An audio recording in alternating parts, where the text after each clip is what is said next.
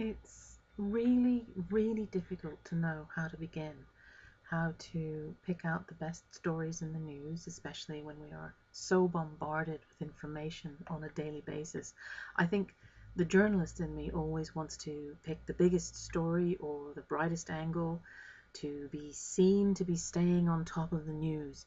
But the human being in me tends to look for those stories that connect either literally or symbolically with what's going on in my own inner life, in my own world. And because of that, I was immensely grateful for an essay this week by Robert Jensen at the University of Texas at Austin, which was trying to get to the bottom of the feelings that accompany our intellectual understanding that we live in a world in collapse.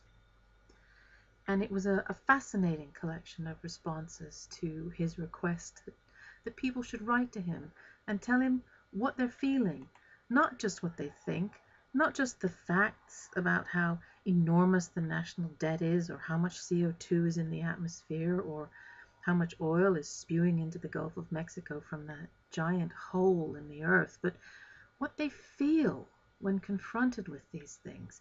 And it renewed my faith in humanity that we are not, as we are sometimes portrayed, a race of desensitized individual. I mean, there's always going to be someone who tells you that we need to be rational, whatever that is, that a feeling response to events is not practical. And there will always be people who are so out of touch with their own feeling response that they actively resent yours. But what I was reading here were the sensitive, thoughtful, complex responses to the grief that so many of us feel as we watch the world basically go down the toilet. A hopelessness, sadness, a sense of amusement at the absurdity of it all, pressure, rage, guilt, a sense of being trapped, and an enormous amount of anger at what Jensen called the elites, the politicians, the multinationals, and the media propagandists who continue to promote, in spite of all the evidence, the same arrogant and greedy and ethically and morally deficient behavior which is hastening this collapse. And although there's been a lot in the press lately about how environmentalists need to stop being doom mongers, how we need to be more positive, more upbeat, I tend to believe that we could be more effective if we could not just learn to communicate more effectively the urgency of our situation, but also help people embrace the emotional reality of it, to have faith that strong emotions don't need to be paralyzing, that they can be inspiring and motivating. And in fact, the more we deny or repress these essential parts of ourselves, the more havoc these parts can cause. The natural flow of human life is towards self-expression. And if the self can't, for whatever reason, express itself positively, it will express itself in destruction and chaos and envy and prejudice and a whole host of other things that are making the world not a very nice place to live.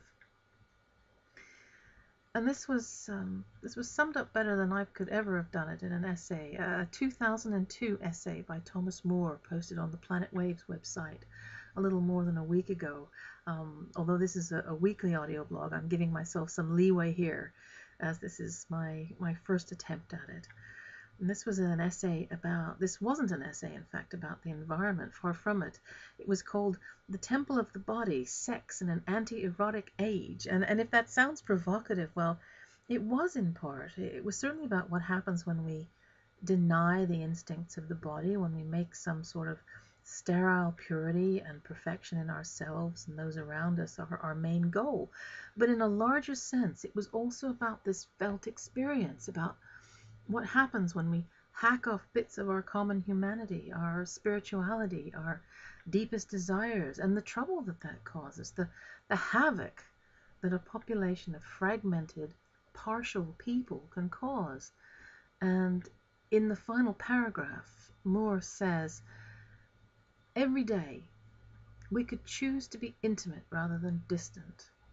bodily rather than mental, acting thoughtfully from desire instead of from discipline, seeking deep pleasures rather than superficial entertainments, getting in touch with the world rather than analyzing it at a distance, making a culture that gives us pleasure rather than one that merely works, allowing plenty of room in our own and others' lives for the eccentricities of sexual desire, and generally taking the role of lovers rather than doers and judges.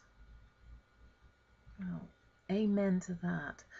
And the more I look at this issue, the more I think that we humans have taken a rather strange path in our development.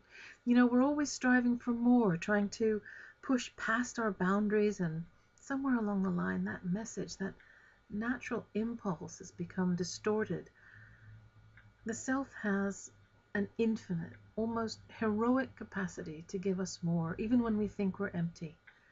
But instead of pushing past our own personal boundaries to become smarter, more involved, more sensitive, more honest, more loving, we turn our attention outward and exploit instead the finite resources of the earth, and look at the damage that it's done. And what is more, creating a broken world to reflect our broken selves actually plays into the hands of those elites that Robert Jensen was talking about, because when we are so broken, we are so much easier to lie to, we are so much easier to manipulate. Now, I know that sounds like a challenging thing to say, but can there be any doubt that this is what we've allowed ourselves to become? The evidence isn't much fun at the moment. The facts are scary and they're complex, overwhelming, really, and it's the stuff that I struggle with every day. You probably struggle with this stuff too. The facts of our lives are the things that challenge us the most. But the answer, I think, is to strive not to create the next techno fix, but to become our whole selves again, to be fully human with all that that entails. I'm thinking now of Dwayne Elgin, author of Voluntary Simplicity, and his belief that simplifying our outer lives, living more lightly on the earth, has a knock-on effect of creating much more space for a complex and fulfilling inner life. And that's really something to ponder, and that's the thought that I'm going to leave you with until next time. I'm Pat Thomas. Thanks for listening.